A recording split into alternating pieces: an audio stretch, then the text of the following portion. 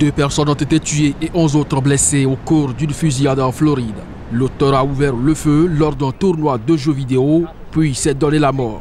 Les victimes ont toutes succombé sur place. Les 11 personnes blessées sont toujours hospitalisées. La police a révélé l'identité de l'auteur de la fusillade. Il s'agit de David Katz, 24 ans. Il est originaire de Baltimore, la plus grande ville du Maryland, dans le nord-est des États-Unis. 3 individus sont décédés sur place. L'un d'entre eux est le suspect qui s'est suicidé. 9 victimes ont été transportées vers les hôpitaux de la région. 7 d'entre eux avaient des blessures par balle. En plus, il y a eu 2 autres blessés par balle qui ont été elles-mêmes à l'hôpital. Je suis heureux de vous annoncer qu'ils sont tous dans un état stable en ce moment. Toujours selon des sources policières, Katz était un concurrent du tournoi de jeux vidéo pendant lequel les faits se sont produits. La Floride a été marquée par plusieurs fusillades ces dernières années. En juin 2016, un homme a tué 49 personnes dans un club gay d'Orlando. Le 14 février 2018, un jeune homme de 19 ans a ouvert le feu dans un lycée de Parkland, tuant 17 personnes avant d'être arrêté par les forces de police. Le président tunisien Bédi Caïd Essebsi a annoncé mi-août le prochain dépôt au Parlement d'un projet de loi inédit dans le monde arabe pour rendre hommes et femmes égaux en matière d'héritage, un test qui divise car il déroge à un principe inspiré du Coran. La loi tunisienne actuelle, qui s'appuie sur le droit islamique, prévoit qu'un homme hérite le double d'une femme du même degré de parenté. La position d'Ennahda, principal parti au Parlement et membre de la coalition au pouvoir, sur cette réforme de société était très attendue. Nous allons militer pour donner à la femme son droit dans l'héritage parce que la femme continue à subir une injustice en Tunisie, a déclaré dimanche Abdelkarim Harouni, président du Majlis al-Shura, le parlement interne du parti qui était réuni durant le week-end. Mais il a assuré que cette réforme devait se faire dans le cadre de la Constitution qui prévoit que l'État est civil mais protège la religion. Nous refusons tout projet contraire à la Constitution et au test catégorique du Coran, a-t-il également ajouté, laissant donc le flou sur la position de son parti face à la réforme de l'héritage. La formation attend de voir le test exact du projet de loi pour prendre position, a indiqué Harouni. L'égalité dans l'héritage fait partie d'une série de réformes sociétales proposées par une commission présidentielle chargée de traduire dans la loi l'égalité consacrée par la Constitution de 2014, adoptée dans la foulée de la révolution ayant mis fin à la dictature.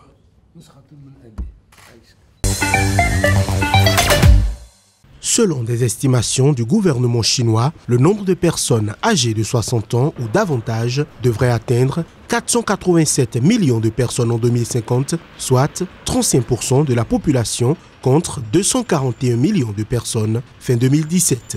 La population en âge de travailler de 16 à 59 ans a chuté de près de 5,5 millions de personnes l'an dernier, déclinant pour la 6e année consécutive, tombant à 902 millions de personnes, soit 65% de la population totale. Dans ce contexte, le vieillissement accéléré de la population chinoise devient une bombe démographique à retardement pour le géant asiatique qui compte actuellement environ 1,38 milliard d'habitants. Cette situation pousse aujourd'hui Pékin à envisager la suppression de la limitation des naissances. À en croire un article paru dans le quotidien juridique officiel de Pékin, un projet de code civil actuellement en préparation ne mentionne plus aucun contrôle des naissances. Ce texte doit être adopté lors d'un vote en 2020 par l'Assemblée nationale populaire. Affolé par le vieillissement de sa population, le pays avait officiellement abandonné fin 2015 sa politique dite de l'enfant unique. Depuis, tous les couples mariés sont autorisés à avoir un deuxième enfant, mais pas davantage. Avant le changement de politique de 2015, 50 millions de femmes bénéficiaient cependant déjà du droit d'avoir 2 enfants en raison de plusieurs exceptions accordées aux minorités ethniques, aux familles rurales dont le premier enfant était une fille, ainsi que, plus récemment, aux couples dont au moins un membre était enfant unique. Mais la nouvelle loi peine à porter ses fruits, le nombre de naissances ayant chuté en 2017. Nombreux sont les couples chinois qui rechignent aujourd'hui à avoir un second enfant en raison de l'envol des prix immobiliers et des coûts de l'éducation, ainsi que l'impact sur leur carrière professionnelle. Les affrontements qui se poursuivait par intermittence en soirée en banlieue sud-est oppose deux groupes armés théoriquement liés au gouvernement d'union nationale reconnu par la communauté internationale selon des sources de services de sécurité. La mission de l'ONU en Libye a, dans un communiqué, appelé toutes les parties à cesser immédiatement toute action militaire, se disant préoccupées par l'utilisation d'armes lourdes sans discrimination dans les zones résidentielles densément peuplées, mettant en danger la vie des civils. En début de soirée, le ministre de l'Intérieur a précisé que les combats opposaient la 7e brigade, une milice de la ville de Tarouna, située à 60 km au sud-est de Tripoli, à un groupe armé de Tripoli. Il a ajouté que des tentatives de médiation étaient en cours. La 7e brigade, supposée dépendre du ministère de la Défense du JNA, a affirmé avoir repoussé une attaque sur ses positions au sud-est de Tripoli. Dans un bilan provisoire, le ministère de la Santé a fait état d'au moins 5 morts et 33 blessés, dont des civils. Depuis la chute du régime de Muammar Kadhafi en 2011, Tripoli est au cœur d'une lutte d'influence entre milices en quête d'argent et de pouvoir. Les autorités de transition successives, dont le JNA, ont été incapables de former une armée et des forces de sécurité régulières et ont été contraintes de compter sur des milices pour assurer la sécurité de la capitale. Durant l'été 2017, les milices pro-JNA ont réussi à chasser plusieurs groupes rivaux de Tripoli. Depuis, les affrontements sont devenus rares. Le président français Emmanuel Macron a jugé lundi alarmante la situation en Syrie où le régime menace de créer une nouvelle crise humanitaire dans la région d'Idlib, la dernière contrôlée par les rebelles. C'était dans un discours devant 250 ambassadeurs réunis à Paris. Le chef de l'État français a appelé à renforcer encore la pression sur le régime syrien et ses alliés pour une solution politique au conflit. Mais la situation est aujourd'hui alarmante. Car le régime menace de créer une nouvelle tragédie humanitaire dans la région d'Idlib et ne montre jusqu'à présent aucune volonté pour négocier la moindre transition politique. Cela implique de renforcer encore la pression sur le régime et ses alliés. Et j'attends à cet égard beaucoup de la Russie et de la Turquie, compte tenu de leur rôle et des engagements pris. Qui a provoqué ces millions de réfugiés ? Qui a massacré son propre peuple? Il n'appartient pas à la France de désigner les futurs dirigeants de la Syrie, pas plus qu'à un autre pays. Mais c'est notre devoir et notre intérêt de nous assurer que le peuple syrien sera bien en situation de le faire. À cette occasion, le président français a réaffirmé sa détermination à faire avancer l'accord conclu en mai à Paris entre les différents acteurs libyens. Un accord qui prévoit notamment d'organiser des élections en décembre prochain. Division, puisque ce pays est devenu au fond le théâtre de toutes les influences, de tous les intérêts extérieurs.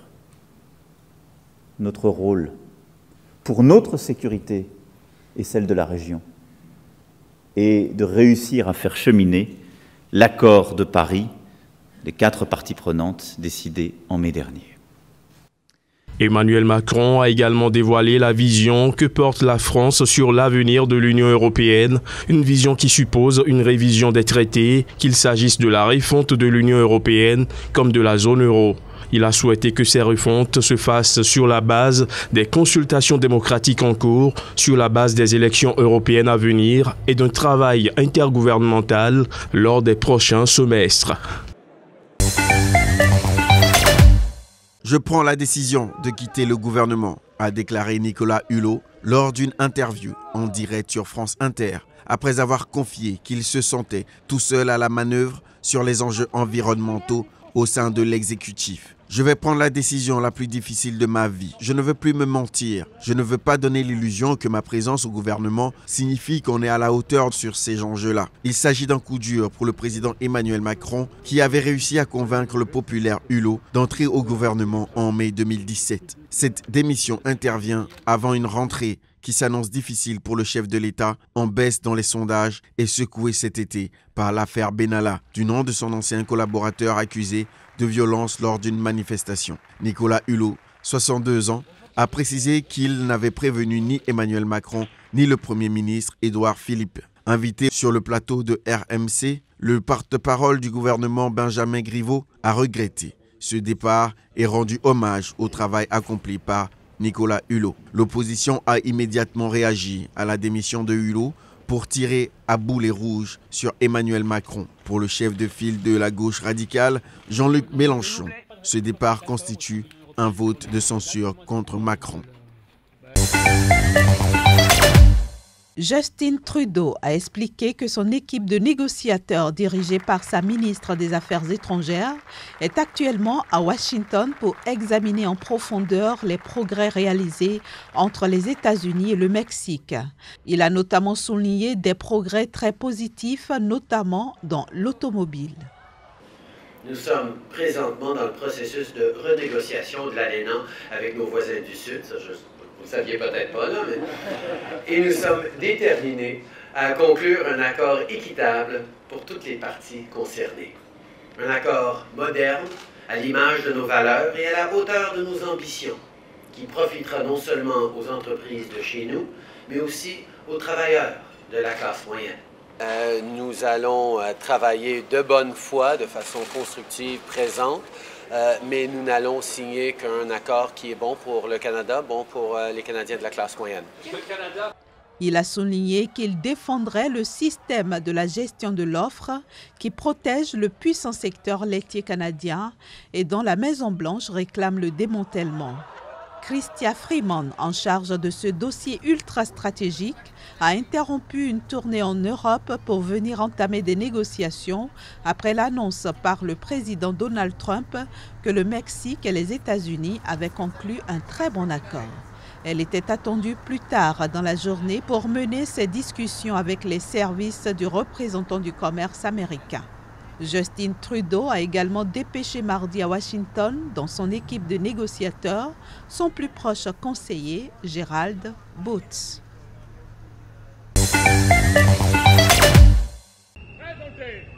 L'Allemagne a pour volonté de renforcer ses liens avec l'Afrique. Dans ce cadre, la chancelière allemande a entamé une mini-tournée sur le continent.